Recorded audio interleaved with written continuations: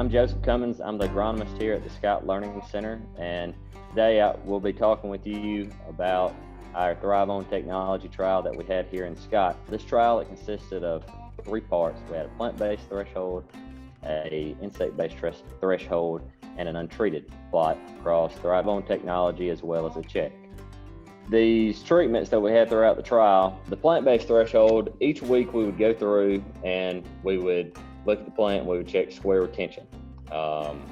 And from this, we'd look at the upper 3 to 5 positions on the plant, see where there's missing fruit, and collect data from that to see when we would trigger a threshold for needing of a spray for plant bugs.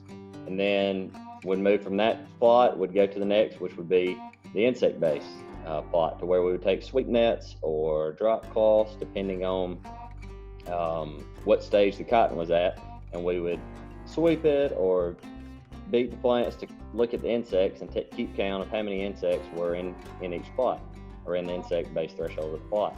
And then from that, we would discuss the numbers that we had collected, and we would look at state recommendation on if it would trigger a spray. If it would trigger a spray, we would treat the plot, and that's how we conducted this trial. We had an untreated portion of this trial as well that did not get anything all year. That portion of the trial, we would do the same checks in it as we would do across the rest of them, just to see if the insects were there, what the pressure looked like. I would say over the year we had a moderate plant bug pressure here in Scott for the most part. Wasn't too high, but there was pressure at times, and the untreated held up well. At the end of the year, once we got the leaves off the cotton and the bolls were opening up, you could tell a pretty significant visual difference between the ThryvOn Technology cotton as well compared to the check. When you have a technology such as ThryvOn Technology present in a field, it may alter the way those insects move or behave or feed or reproduce or some other part of their ecology or biology that leads us as crop managers to have to change the way that we go out and scout.